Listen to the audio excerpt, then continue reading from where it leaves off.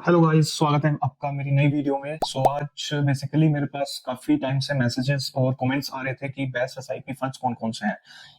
जो भी फंड्स मैं इस वीडियो में बताने वाला हूँ वो मेरा कोई रिकमेंडेशन नहीं रहने वाला है, तो अपने रिसर्च और एनालिसिस के अकॉर्डिंग ही आप फंड चूज करें। ऑलराइट, आज मैं लेकर आया हूँ 10,000 की एसआईपी प्लान पोर्टफोलियो। ये 3 कैटेगरीज में मैंने डिवाइड किया है: large cap, mid cap, small cap and flexi cap. These are basically 4 categories, but हम कोई भी 3 के साथ इसमें जाएंगे। Alright, so number 1 large cap में हम निवेश करेंगे 4,000। 3,000 मेरा होगा मिड कैप में और 3,000 ही मेरा होगा स्मॉल कैप में। तो बात करते हैं लार्ज कैप फंड्स की। तो लार्ज कैप फंड्स बेसिकली होते क्या है, यहाँ पर अपनी टॉप 100 कंपनीज जो है वो रैंक करती है। ऑलराइट, सो ये जो भी कंपनीज होती है वेल एस्टेब्लिश्ड होती हैं और यहाँ पर हमें रिटर्न भी इतना देखने को नहीं मिलता है, क्योंकि हमारे यहाँ पर रिस्क भी काफी कम होता है। तो आज यहाँ पर हम मेरे फंड्स जो होंगे, नंबर 1 मेरा फंड होगा Nippon India large cap fund. Second fund होगा मेरा आईसीआई प्रूडेंशियल। थर्ड फंड मेरा होगा यहाँ पे कैनरा रोबेको। पिछले कुछ सालों में इन 3 फंड्स ने काफी अच्छा परफॉर्म किया है। ये मेरे लार्ज कैप के फंड्स हो गए। अभी बात करते हैं मिड कैप फंड्स की। मिड कैप फंड्स में हमारे पास फंड आते हैं, नंबर 1 आता है मोतीलाल ओसवाल, नंबर 2 आता है एचडीएफसी मिड कैप फंड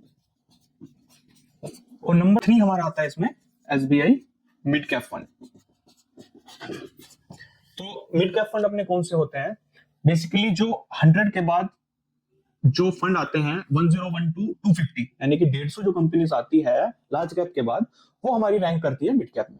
तो यहाँ पर रिस्क हमारा काफी मॉडरेट होता है, तो हमारा यहाँ पर रिटर्न भी लार्ज कैप से थोड़ा बेटर देखने को मिलता है।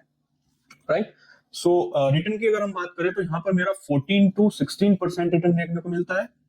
लार्ज कैप में मेरा देखने को मिलता है 10 to 12% रिटर्न और स्मॉल कैप की अगर मैं बात करूं तो यहाँ पर मेरा 17 to 20 के बीच में हमारा रिटर्न देखने को मिलता है। राइट, अब स्मॉल कैप की बात करते हैं। स्मॉल कैप हमारे बेसिकली जो मिड कैप के बाद जो 250 कंपनीज होती है, यानी कि 251 टू 500 जो भी हमारी कंपनीज इस बीच में आती है वो रैंक करती है स्मॉल कैप फंड्स में। तो इसमें हमारा रिस्क काफी हाई होता है, तो रिटर्न भी हमें काफी ज्यादा देखने को मिलता है, यानी कि 17 से 20% हमें रिटर्न देखने को मिलता है। आइए देखते हैं स्मॉल कैप के फंड्स के बारे में। नंबर 1 इसमें हमारा फंड होगा बंधन स्मॉल कैप।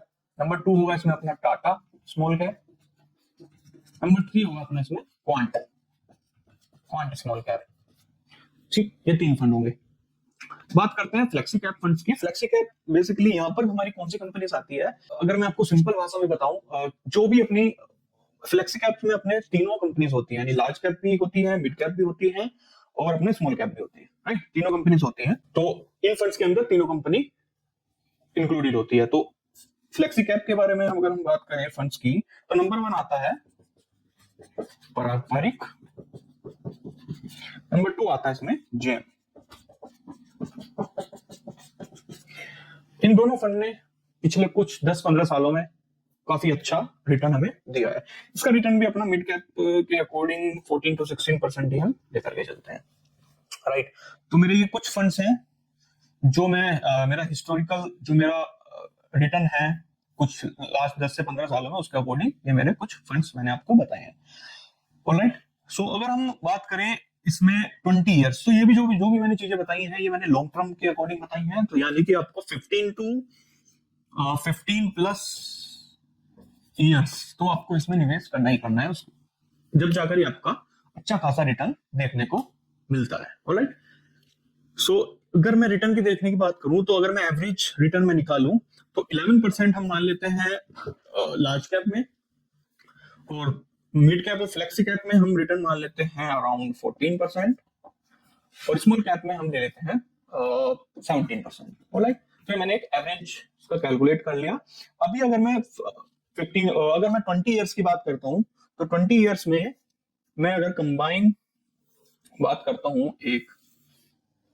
अगर मैं कंबाइन बात करूं तो मुझे 14%, सपोज एक हमने इसमें डिस्ट्रीब्यूट किया, अपना डाइवर्सिफाई किया राइट फंड को, तो 14% मैं मान के चलता हूं। अब इस 14% से हम कितना हमारा पोर्टफोलियो बनता है अगले 20 साल में, अगर हम 10,000 महीना अगर हम निवेश करते हैं। तो आइए देखते हैं कैलकुलेशन। सो स्क्रीन रिकॉर्डिंग मैंने ऑन कर दिया है, आप देख सकते हैं यहाँ पर अगर मैं मंथली इन्वेस्टमेंट अगर मैं चूज करता हूँ 10,000 रुपीज और एक्सपेक्टेड रिटर्न मेरा अगर 14% होता है, सो और ये मेरा निवेश होता है 20 इयर्स के लिए, तो मेरा कितना अमाउंट बनता है आप देख सकते हैं। यहाँ पर मेरा जनरेट हो रहा है 1,17,00,000 रुपीज, राइट, 1.17 CR ये मेरा पोर्टफोलियो क्रिएट होता है, राइट, इन 20 इयर्स, 20 सालों में मेरा 1.17। और अगर हम यहीं पे बात करें 20, अगर आप चाहते हैं कि अभी 5 साल और निवेश कर सकते हैं, राइट, अगर आपकी एज 30 है या 25 है 30 है, तो आप 25 इयर्स तक भी निवेश कर सकते हैं, मतलब 55 के अराउंड आप निवेश इसमें कर सकते हैं।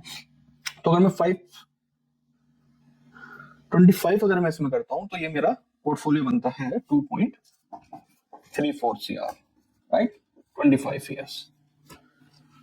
ठीक है, तो गाइज ये थे मेरे कुछ फंड्स और ये थी कैलकुलेशन। तो आप देख सकते हैं अगर आप कंसिस्टेंसी अगर आप दिखाते हैं निवेश करने में, राइट, तो आपका काफी अच्छा फ्यूचर में आपका काफी अच्छा जो है फंड क्रिएट हो सकता है, पोर्टफोलियो क्रिएट हो सकता है। तो अगर आपको मेरी वीडियो अच्छी लगी हो तो लाइक करें, शेयर करें, सब्सक्राइब करें। मिलते हैं आपसे नेक्स्ट वीडियो में। थैंक्स।